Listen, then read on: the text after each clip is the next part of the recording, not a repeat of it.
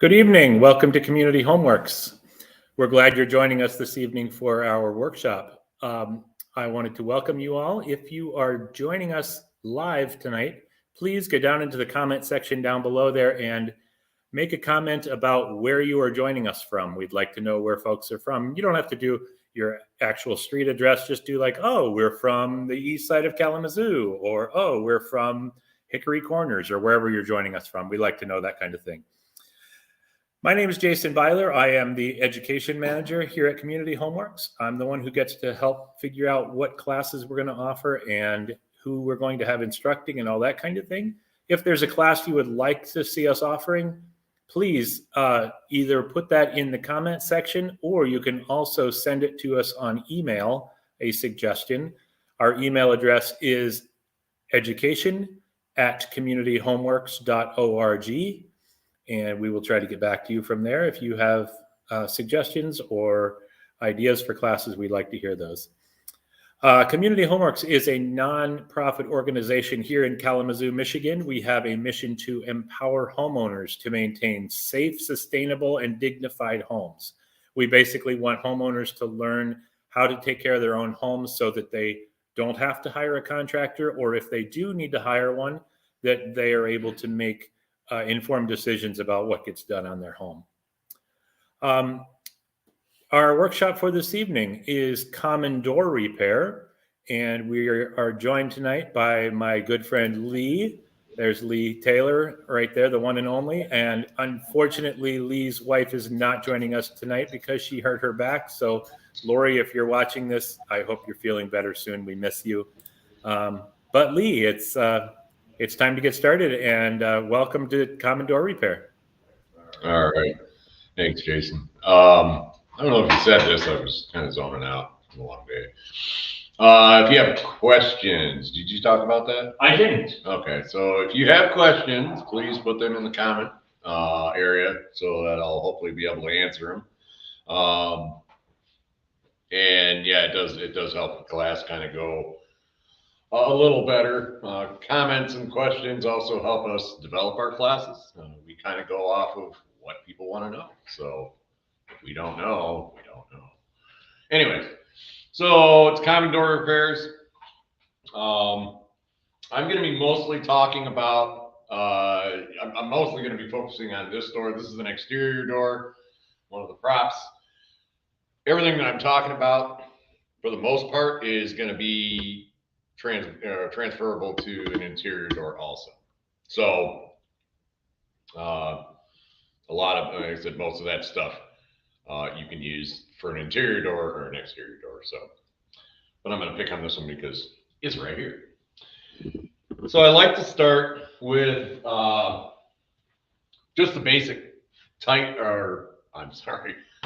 the basic parts of most doors. Just so that if I say it later, you're not going, oh, what's that? So again, basic. But you got your door itself, and it's a prop, so it likes to move. You got your frame of your door. You have your threshold down here, and the threshold is specifically for exterior doors. Interiors usually do not have thresholds. I've seen some that have them, but usually no. So your threshold is down here, your frame, and then the door itself. On the other side, you have, and this is exterior only. I'm gonna break the door. You have what's called brick mold. This is actually goes around. This is on the outside of the door. This is what a piece of it looks like. You know, it's just basically stapled right on or nailed on. So this is part of the frame, but not part of the frame, if that makes sense. But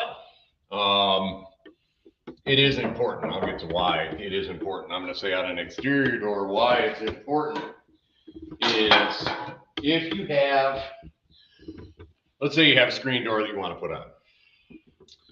The screen doors are always connected to your brick mold. So you always say, okay, what size screen am I going to need? What you're going to want to do is measure between your brick mold And that between the brick mold is 36 inches.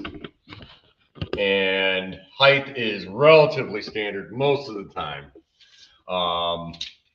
But your height, so your width is between, for a screen door, is between brick mold. Height is off of where the threshold is sitting. So if you're on a step or something along that line, you're going to set it and then measure up and hold the tape measure right so you can actually measure up. And this door is 80 and 7/8 high, and it's about standard. Now, why I say that is sometimes older homes have a little bit different size doors, and that's where, you know, if you have an older home, you know, before they got into standardizing certain widths and heights, you may have an issue with some things. So it's one of those little things to kind of think about. So, you know, when you're putting on a screen door, those are the measurements you want to be able to take. On that note, people ask, I'm gonna spin this thing around again. They ask things like, how do I know what size door I have? Well, that's simple enough. So, I mean, if you have a 36-inch door, you're talking about the door itself. Let's do it down here. Is a hair less than 36, but really what it is you're measuring. Can you see that? You're measuring from frame, inside a frame to inside a frame. The door itself is always going to be a hair less, but that's what you want to be able to measure as far as the door itself. And we'll get into why that's important a little bit later. So the other parts that I'm going to be talking about are the swing of a door. So it's always, people usually get confused with this. The easiest way to think of it is this. If I put my back to the hinge side here, right, and that door swings to my left hand swings out like this, it's a left hand swing.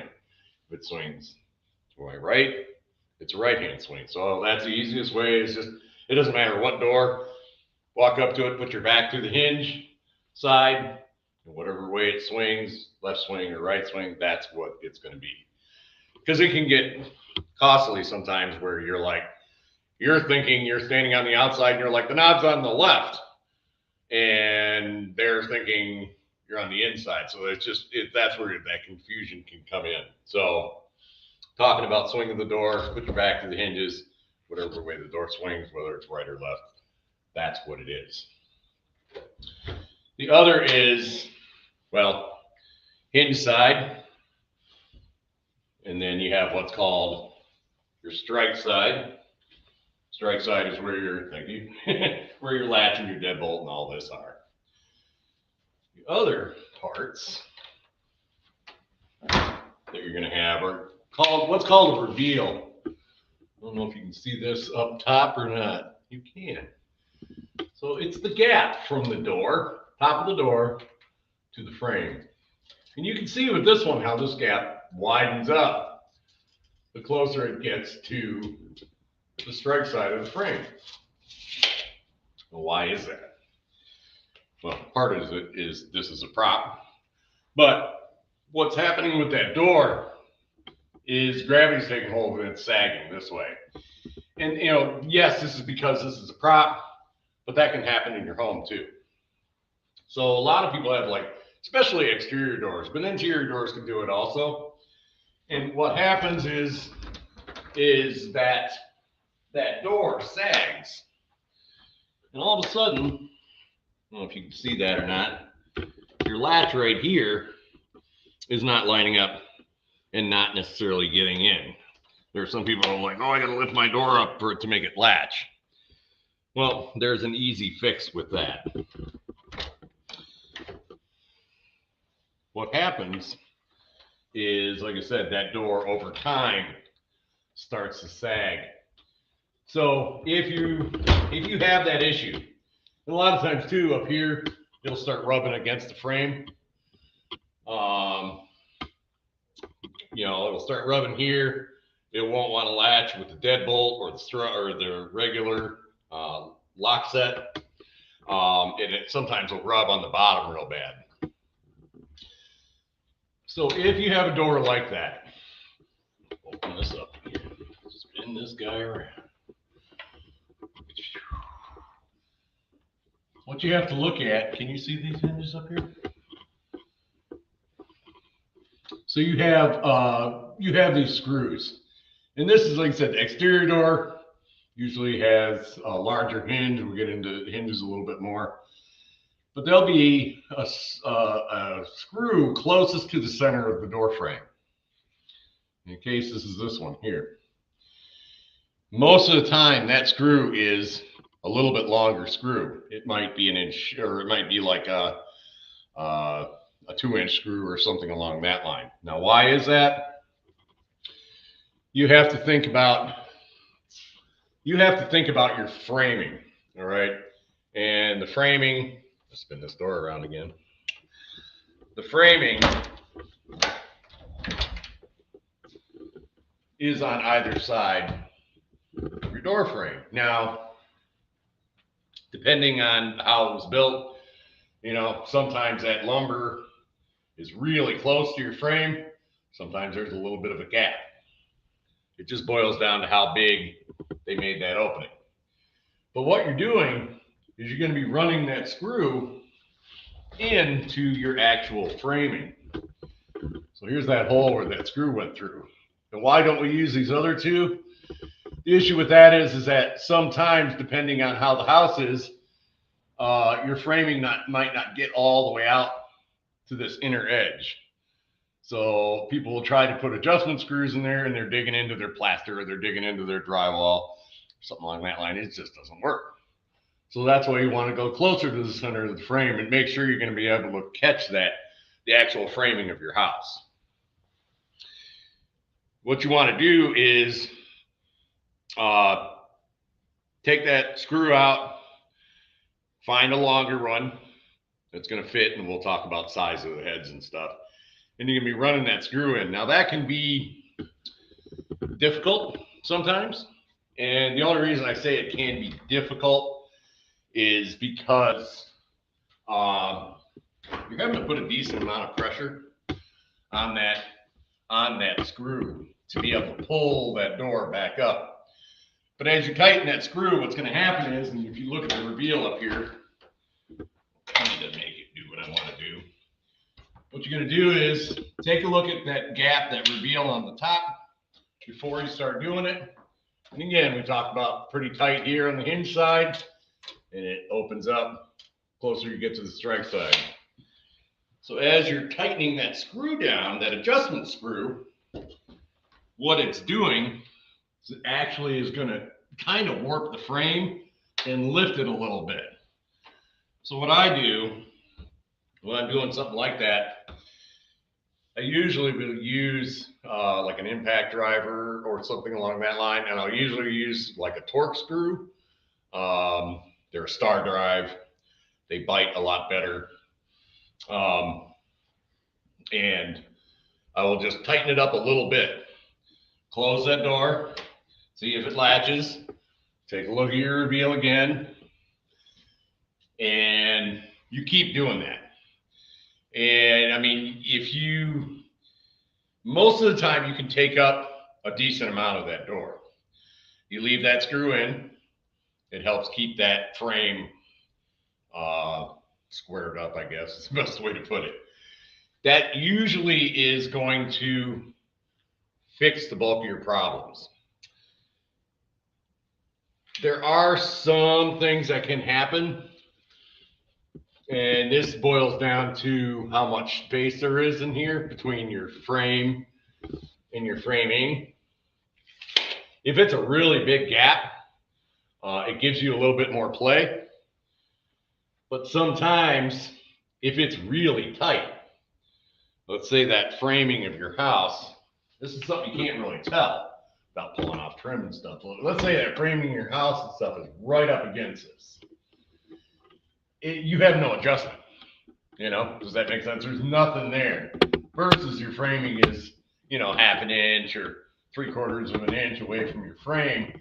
Versus that gives you a little bit of adjustment.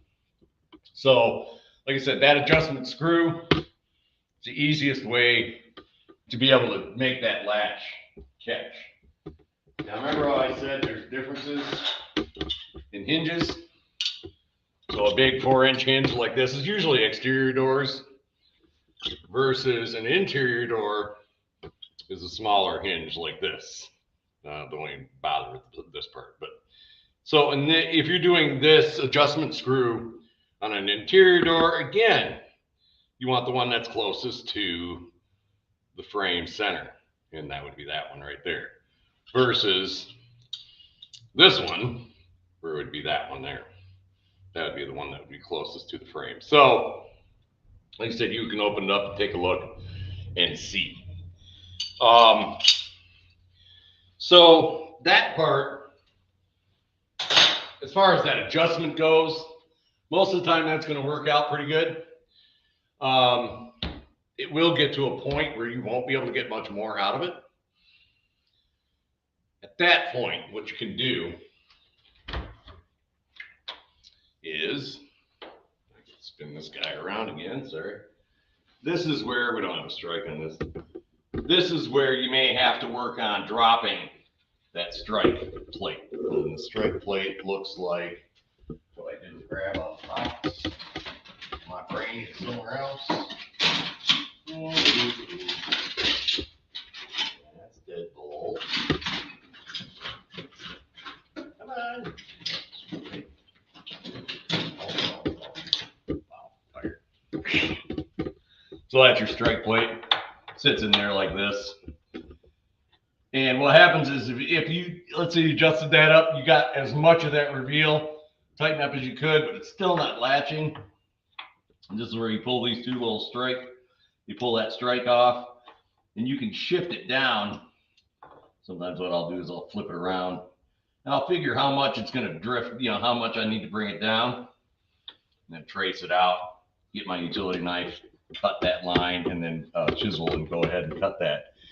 Now, the issue with that is if you do that, let's say you drop it, we'll say about that much, you're going to be left with this gap on top. And that's one of those things that if that really bugs you, you can fill it in and all that sort of stuff. But I usually use this as kind of a last resort.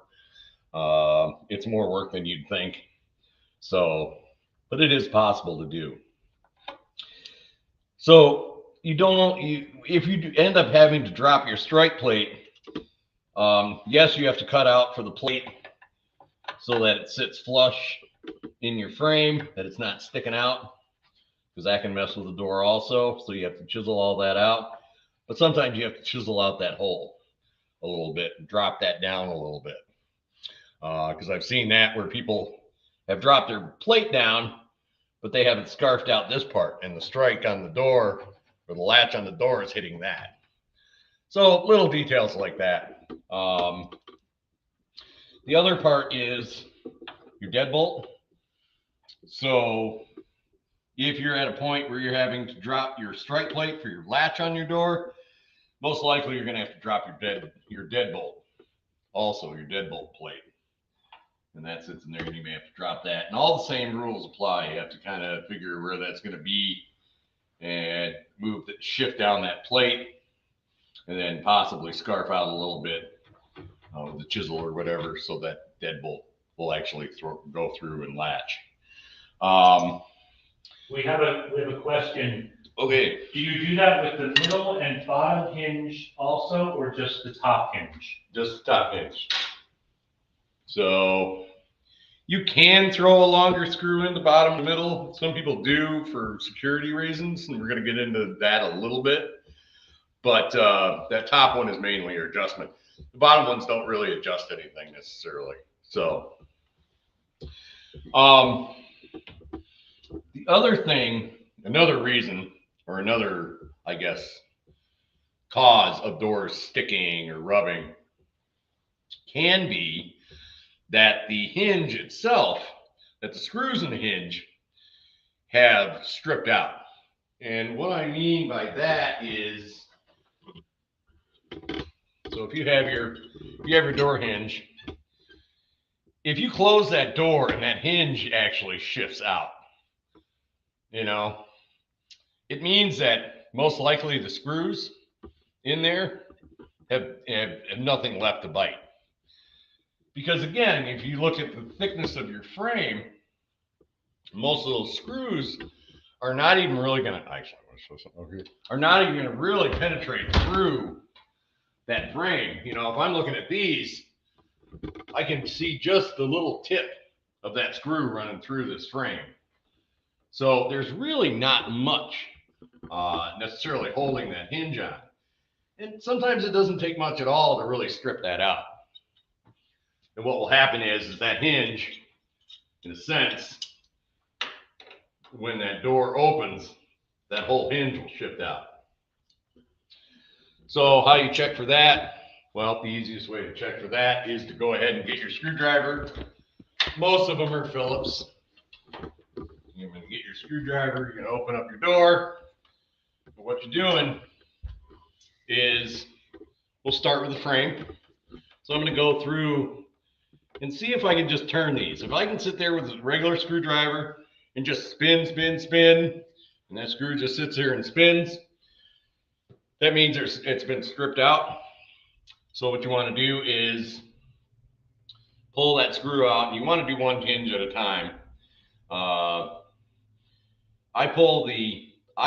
personally, I'll just pull out whatever screw is stripped and just sitting there spinning and not biting anything, not grabbing.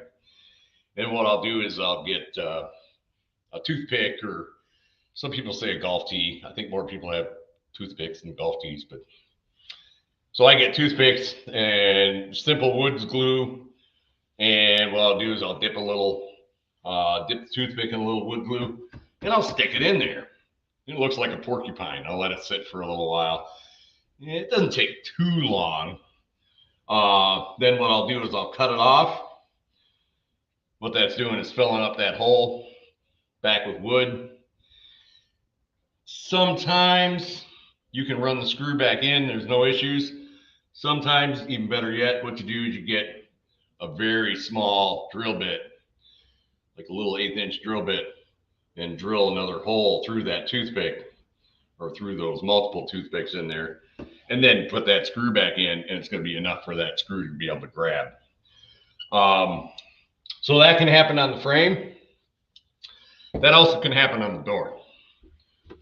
So what can happen on the door is the same thing. So, like I said, when you go through, you can go through and check your screws going into your frame. You can also go through and check your screws going into your door itself. And if it's stripping on the door, it's pretty much the same thing. Even if your door is a metal door. And the reason for that is that with exterior doors, you always have a wood frame. So what this is screwing into is wood. It's not necessarily metal. Commercial doors might be a little different, but most of these doors have a wood frame, whether the skin of it is fiberglass or steel or whatever. So you can treat those all the same. The other issue is, like I said, that's all these hinges. Most exterior doors have 3 hinges. The other thing that can happen that will actually push this door out is, let's say somebody painted, and you can see here, you probably can't really see, but the hinge is flush with the frame. I can run my finger along it, and I don't feel that hinge necessarily sticking out beyond that frame. But what can happen is over time, people may paint their door or their frame or something along that line. That's fine. And they may pull that door off, and they're painting their frame and everything else. They're getting a bunch of paint gook in there, and they don't wipe it out. And then they go ahead and put their hinge back on. And what happens is that hinge, instead of being flush, all of a sudden pushes out, which ends up pushing the whole door closer to your strike side and making it rub. So that's another thing you can do. Your hinge should be a hair deeper than the frame or flush with it. If it's sticking out past, that might be a little thing that you can look at, especially if it's that top hinge. But I've seen it happen on any one of them. So, and the same thing can happen on the door itself too. So, I mean, the door itself, where the hinge is connected to the door, should be flush or a hair deeper than the door frame itself. So, those usually are the most common things. There is another little thing that can happen. This one. And I'm going to pick on these here. So this normally has a pin in it. What can happen with, overusage, the hinge may just wear out, is you'll have a lot of slop. Even with that pin in there, you may have a whole bunch of movement this way. And that basically means that you have to replace your hinge.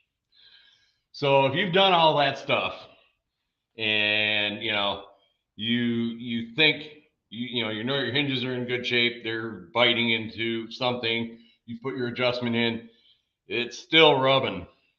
What you can do is you can grab the door itself and you can kind of push back and forth. And what you're looking for is play in that hinge. So again, if it's open like this, being grouchy, if it's open like this, and you move that door and your hinge actually, with the pin in it, actually moves, it just means that it's wore out. So then it means you would need to be able to go out and get a new hinge.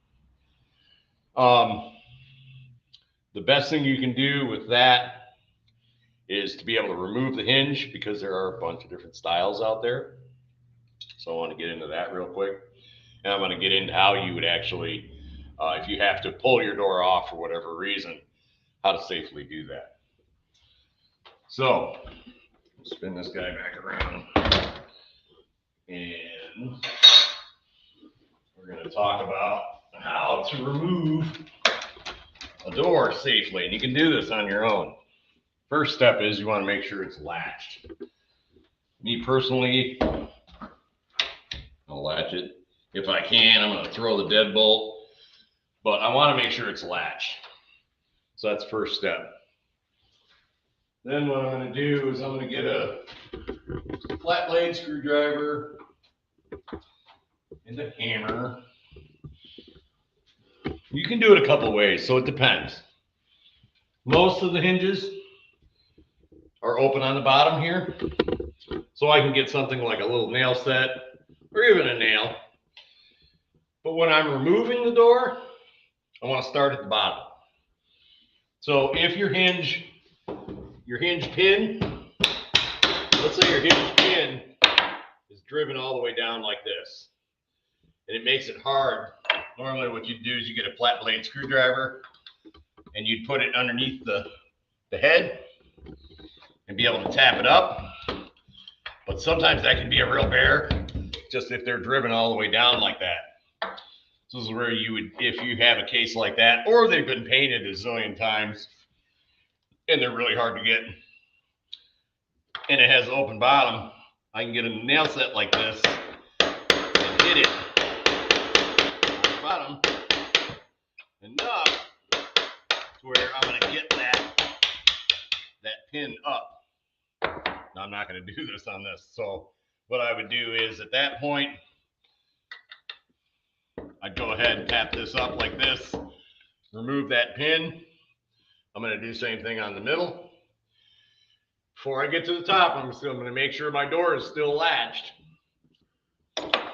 because if you're doing this just to paint your door or whatever you need to do, it stinks when you get to the last hinge and all of a sudden your door goes flunk and falls out and it breaks your frame and chaos ensues and everything else. So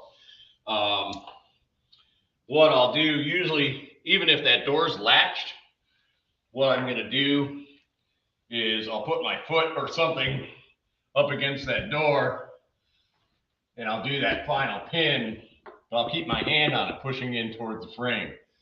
Now all my 3 pins are out, and then what I'm going to do is I put a hand here, I hold the latch, I go like this, and realize that that door is all of a sudden going to want to move out. And then I grab it and be able to get that door out. Exterior doors are a lot heavier, so you have to kind of be prepared for that. Most of the time, if they drop on the inside, they're only dropping about that much. So if you have somebody to help you, that is the ideal thing, but you can do it on your own. You pull that door off, do whatever you need to do. And then when it comes time to actually put the door back on, this is where it's a little trickier. What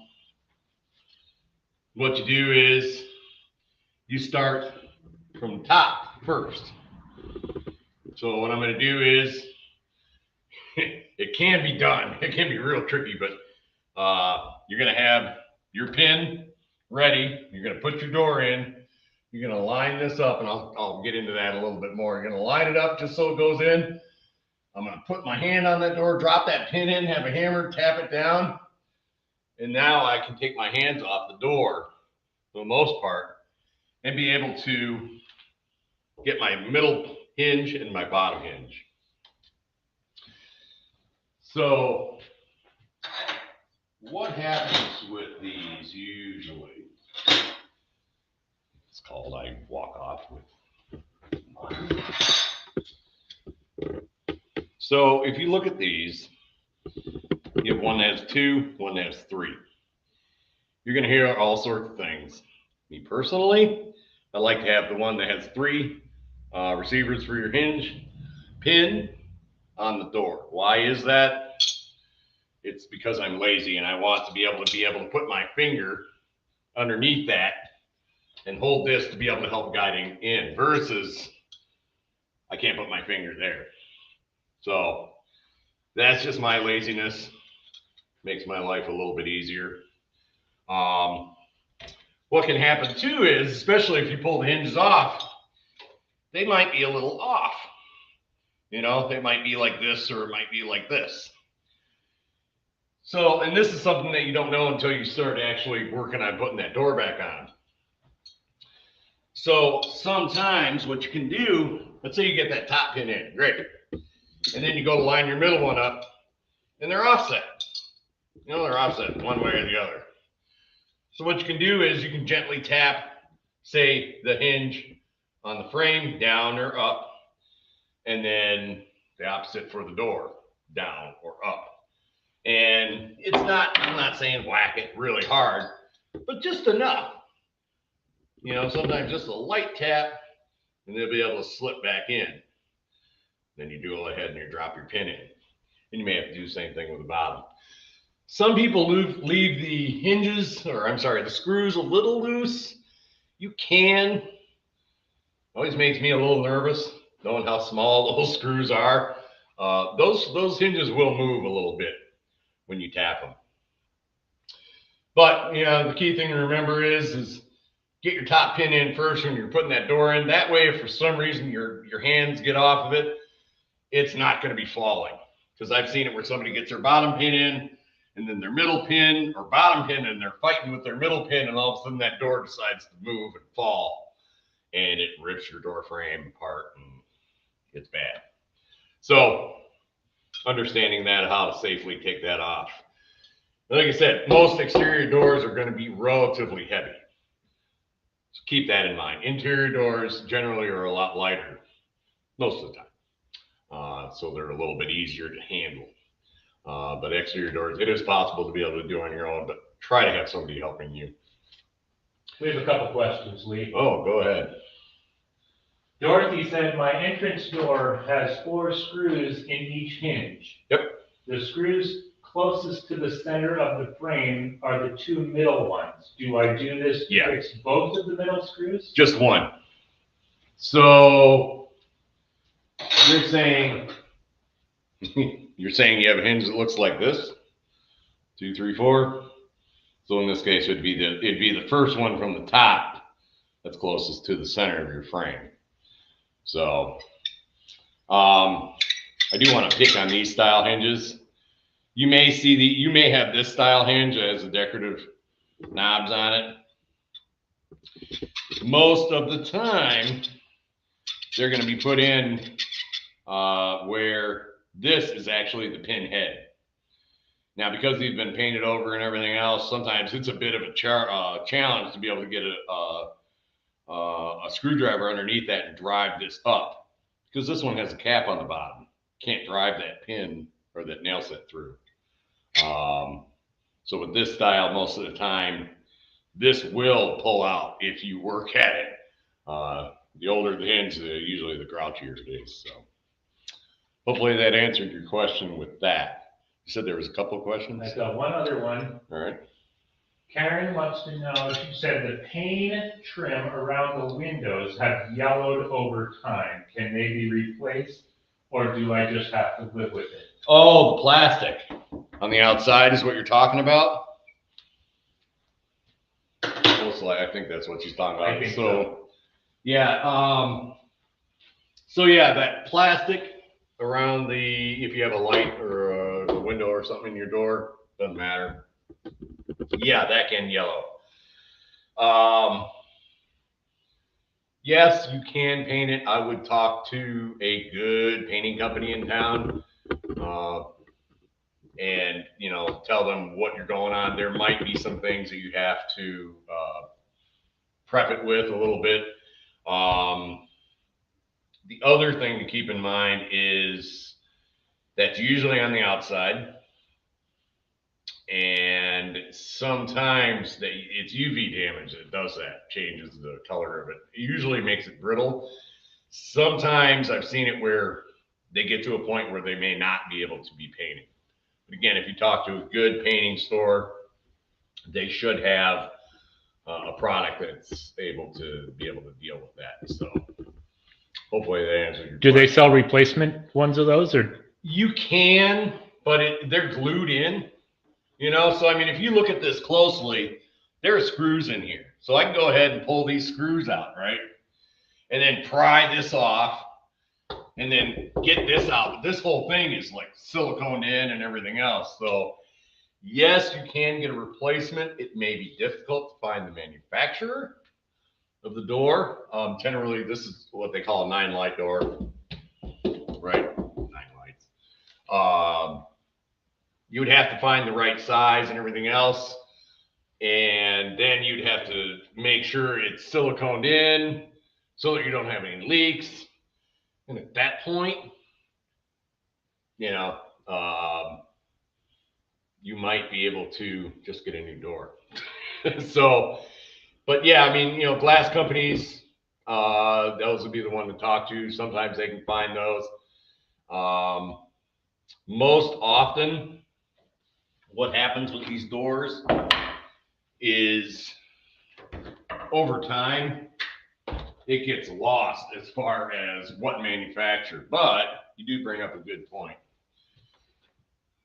Sometimes if you're lucky, I'm saying only if you're really lucky, on this part of the hinge or the door, the back side, it goes to the hinges, sometimes there'll be a manufacturing sticker on there. Again, if you're lucky, that can help if you're having to get a replacement part or something like that for it. But that can be problematic, I guess. And that's where you would want to try to figure out who manufactured that door, and then see if you can even get parts like that for it.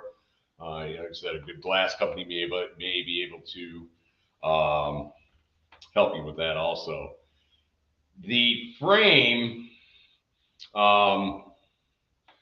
generally the frame itself on the outside is the one that actually yellows. And that's usually part of the glass. It's like fused on, and they put it in, and then they just apply the one on the inside with those screws, and they screw together. So Sometimes there's writing on the window. sometimes, Does that ever tell you what the brand is, or is that something else? Yeah, this one has it. Yeah. So this one has it right here. Thank you. I kind of forgot about that. It does. So yeah, sometimes we'll have it down in this corner. So, yep. Dorothy, who had written about the four screw hinge, said the two middle hinges screws on her hinges are in identical position. So they're both farthest from the trim. It's a strange hinge. Dorothy has a very interesting hinge. Yeah. So At just that one point, screw I or would two pick screws? I would pick one, usually the highest one. So if you have a situation like that, then yeah, you want to pick the highest one that's closest to the center of that frame. So, if you're ever having to get new hinges, I do want to point out a couple little things. Like I said, it's best if you're having to replace that hinge, take the hinge actually in. It's the size. So this is an interior size this way, size this way, your height and your width. The other is radius. So generally there are 3 styles. And if you look at these, you have this one, the wide radius. You have this one, short radius.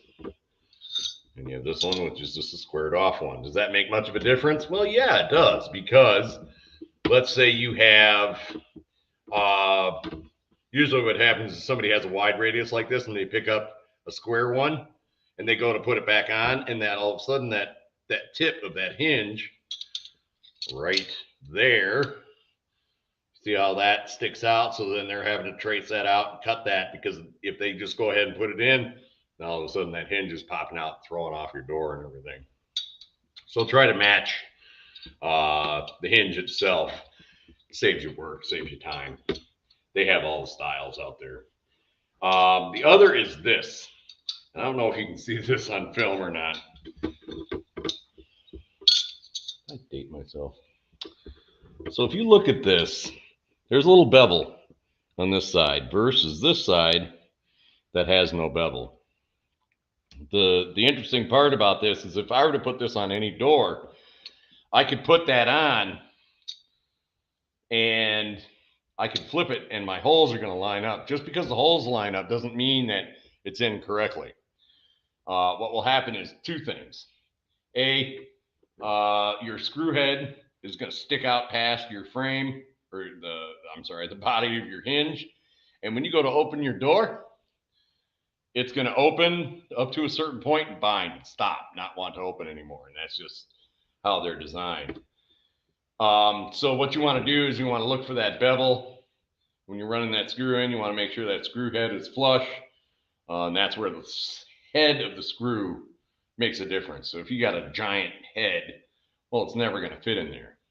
So what you can do is, if you're not sure, have your hinge, drop a screw in there, and it should be flush and not sticking out too much. And not so small that it flies through. So, but keep that in mind, because that happens, especially if you're changing your hinges out or whatever. People will just get in a rhythm of putting them on, and they'll be like, oh, all the screw holes lined up, so it's fine. Yeah, maybe not. So keep that in mind. And if you do change your hinges out on any door, what you want to do is, when you go to operate your door, don't fling it open, because if those hinges are put on backwards, they said it's going to get to a certain point, the hinge is going to bind up, and it's going to feel like something's restricting that door from opening, because it is. The hinges. It usually means stop, don't force it. And usually it's when you go to close it. Sorry. When you go to close it, it gets to a point and it doesn't want to close anymore. So you never want to force it. Just take a look at your hinges, and it may be that issue of having to just flip that hinge around. Same thing can happen on the door frame itself, or I'm sorry, on the door itself. And like I said, the trick I like is I put the one that has 3 like this on the door itself, just so that it's easier for me to be able to put my finger underneath, be able to put that door on and off again. If you have standard hinges, and I think standard as far as hinges like this where it's open on the bottom, what I like to do is when I set those hinges, those pins, I usually will leave it up just a hair, just a little bit. Not going to hurt anything, but it makes it easier later if you have to get your screwdriver underneath it. You can actually get your screwdriver underneath it and pop it up. If you have the hinge that has a hole, or I'm sorry, a cap on the bottom, that's especially important because it's really difficult to get that open. So, and most of the time, those type of hinges are on a style of door. It's called an outswing door. They're usually like a security hinge. An outswing door basically means like it's an exterior door that swings to the outside. And those hinges, the pins and everything else are on the outside. So they'll have hinges where it makes it more difficult so somebody just doesn't come up and go pop your hinges out and take your door off or walks in your house. So they're usually some kind of security hinge. So the other thing that can make doors, I guess, react. How much time do I have? 10 minutes? Okay. 10 minutes. So another thing that can make doors react is moisture. So sometimes what happens is your door in the wintertime, or if it's really dry in the house, it may work fine. It latches, no, it doesn't rub, nothing. And in the summertime, humidity kicks up, and all of a sudden that door starts to become grouchy and rubbing on the strike side and everything else. And you go, all right, and you look at your reveal on the top and you go, well, my reveal is pretty much consistent with from the hinge side to the strike side. So I don't think that door is sagging. You look at your hinges, nope, they're all good and tight. All my screws are tight. The hinges are in good shape. What's happening is the door itself is expanding. It's sucking up moisture and swelling.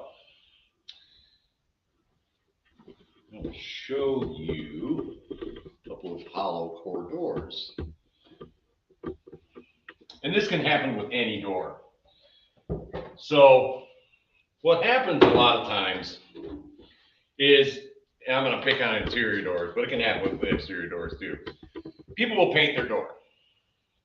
And they think, they think about the front, they think about the back, the inside, the outside.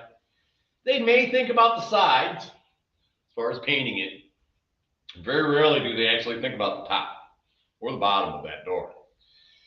If you actually read the instructions that come with the new exterior door, it's going to say paint all sides of your door. Because what can happen is that the top of the door, even one like this, if it's left unfinished, which is the way it comes from the factory, it's just kind of a big open channel for moisture to get into it.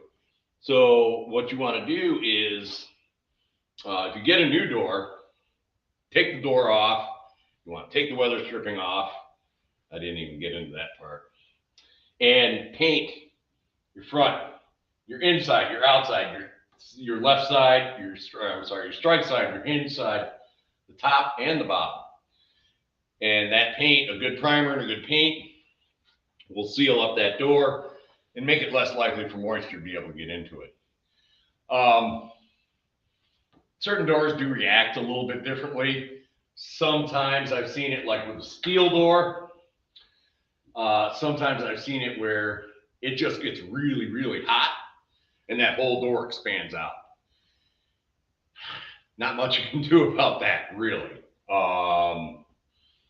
That gets tricky. But if it's a high humidity and your door starts rubbing and sticking and stuff like that, it might be one of those issues. Now, there is one other issue you might be able to deal with. So we've been talking about the hinge side and the reveal on the top.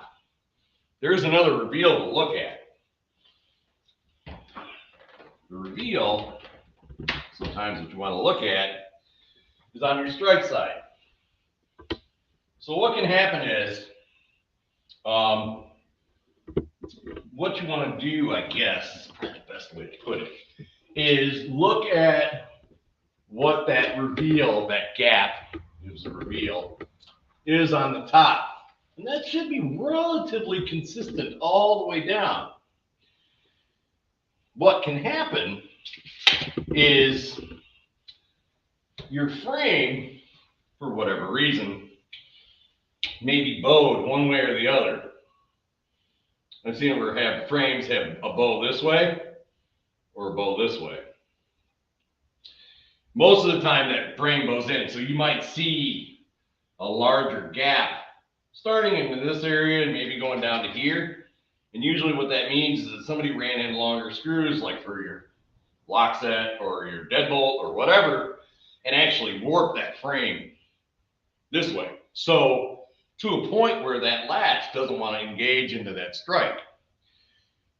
What you can do also, if you think that might be the case, so what you can do is open your door up and you think you've seen, you're looking at a reveal on your strike side and it's all over the place. You can get a relatively long, some kind of long straight edge.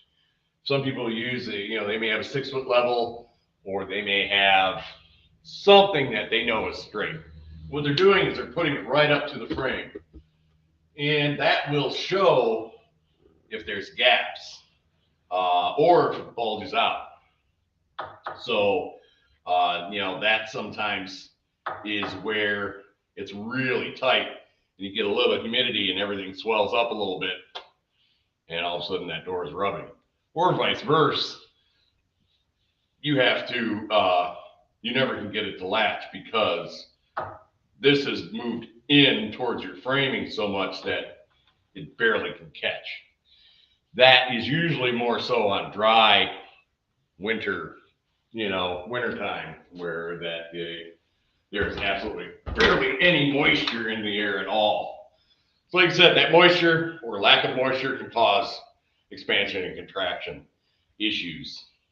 But most often that what happens is somebody puts in long screws and that frame warps out this way. And in that case, if it catches in the summer, sometimes it doesn't want to catch in the winter. And this is something we'll go over more in home safety and security also. As far as trimming your door, that's the last thing I want to talk about. It's the last thing I want to talk about because it's kind of the last thing you want to do.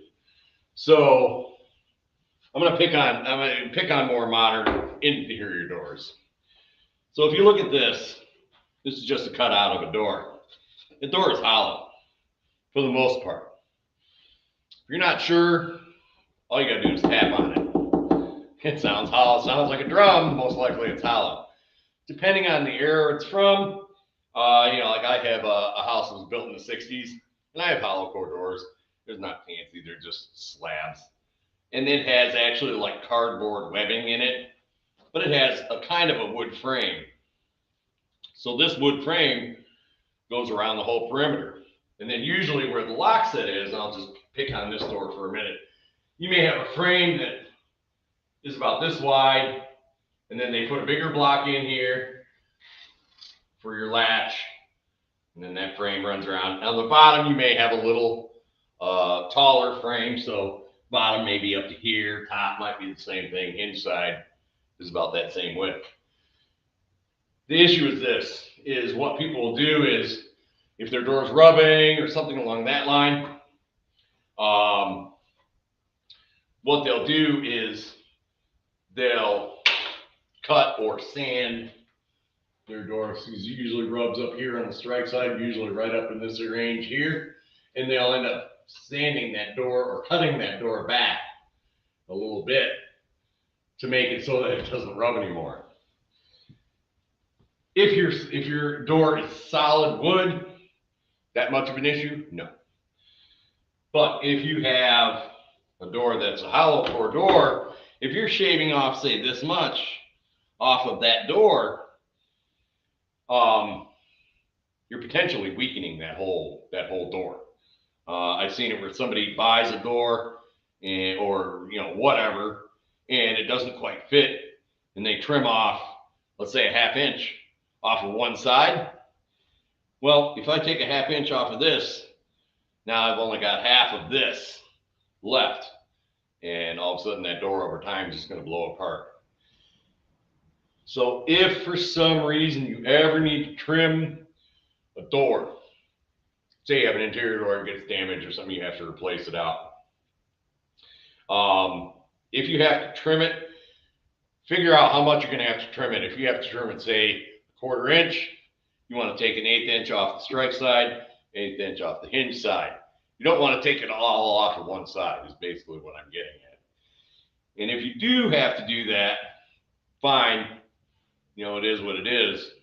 But you want to be able to paint that door and seal it up, because again, what you've done is you've exposed that wood, that raw wood, that over time is going to just sit there and suck up moisture and cause other issues. But just remember not to take off either side or top or bottom. You can see on this one, yes, there's a piece of wood in here. Feels like it's about like to here. So it's a little bit wider than, say, your sides, but not much. So that's the thing with that.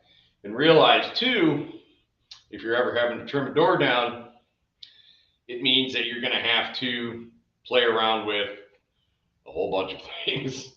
So that's where, you want to try to avoid having to replace a door, because yes, you can trim the sides and everything, but then all of a sudden you have to cut in new hinges, and you may have to, depending on how much you take on the strike side, you may have to adjust the hole for your latch. May have to be moved a little bit because now all of a sudden it's too close. So there's a multitude of issues as far as trying to just change a door. And sometimes it gets to the point where the best thing you can do is to pull the door out, door and frame, and go ahead and replace it, because the amount of work and money you're going to spend sometimes just to be able to change the door itself and keep your frame may not be worth it necessarily. So something to keep in mind. I would say the best thing you can do, and I'm talking like off the shelf, more modern style doors, is when you have it installed, actually read those instructions and paint that door out properly the way it needs to be painted. And if it's got like that plastic or whatever, use the correct style paint for that so it doesn't yellow and whatnot and get degraded by the UV rays that are potentially hitting it. We could keep going, but it's 6 o'clock. So hopefully I've answered everybody's questions. I said if you have anything else, I'll let Jason tell you about this. All right. If you have other questions after the fact, feel free to write them to us. You can either write them to education@communityhomeworks.org or to info@communityhomeworks.org. I will try to put the contact info up there. There's the contact info. Lee, just a couple questions. If somebody like Dorothy has a fancy hinge, a decorative hinge, where is she going to be able to find one of those to replace? Are they going to have them at Lowe's, Home Depot, or are you going to have to look somewhere special? Yeah, good point. If you have hinges that are different than, say, you'd find at a box store, the Home Depot's, Lowe's, Menards, whatever. Take it to an architectural salvage company, and like here in Kalamazoo, we have one, and bet your money you take that hinge in there, and they're going to be like, oh yeah, we got a bunch of them there in that box over there. Whatever. Yeah, that's the importance of having those kind of places around, because before good old internet, you could be searching Everywhere for You can also do a search online, but to me, there's nothing better than being able to hold it in each hand and go, well, yeah, they're the same. So yeah, architectural salvage places are a great place, especially if you have an older home and you want to get parts and pieces or even doors and all sorts of things. You do have to keep in mind lead, but that's another class. So Lead is something we always have to keep in mind. So I appreciate you bringing that up as well. And we will bring that up more in home safety and security. I wanted to thank everyone for joining us tonight. I wanted to thank Lee for presenting tonight. And we've got a lot of good information out there. If you have other questions, make sure you write them to us, email them to us, or give us a call, and we will try to get answers to those. I also wanted to mention next week we will be having a workshop in this same space on Tuesday at 6 p.m. Harry will be here. We're going to be talking about electrical lights and lamps, fixtures, basically fixture repair. So if you have a light fixture or a lamp that does not work or that flickers or causes other problems, you might want to take a picture of those, and you can email those pictures to us, and that way we can use them. We can bring them up on the screen for next week. We are also looking at returning to in-person classes the week after that. So that will be the first week in April. We're going to have a special class on buying your first home and what all you need to know about buying a home. We have a realtor coming and a new home buyer, and we're looking for a home inspector to join us for that as well. That will be a discussion group. But we will be doing that live here at 812 Bryant Street in our education center. We will also continue to broadcast those live over Facebook and YouTube. So if you've been joining us Facebooking and YouTubing, you should be able to continue doing that, but we will be having a limited number of people coming into the classroom for one-on-one and in-person instruction. We do have certain protocol that we're going to follow to make sure everyone is safe, but we will wait and talk about that more at that point. We will only be allowing people to come who have registered, so we're not just going to have walk-ins. That way we can limit the number of people in the classroom and keep everybody safe and socially distanced. So good stuff coming up. We're looking forward to seeing everybody in person again. Again, I wanted to thank you for joining us. If you feel like you got something useful out of this workshop tonight, please head on over to our website, communityhomeworks.org, and make an online donation to our organization. It helps us to keep the lights on and the doors open, and to pay for technology and all that good stuff. So head on over and do that. Thanks again for being here. Thanks, Lee, for teaching tonight. Great to see you. Have a good evening, everyone.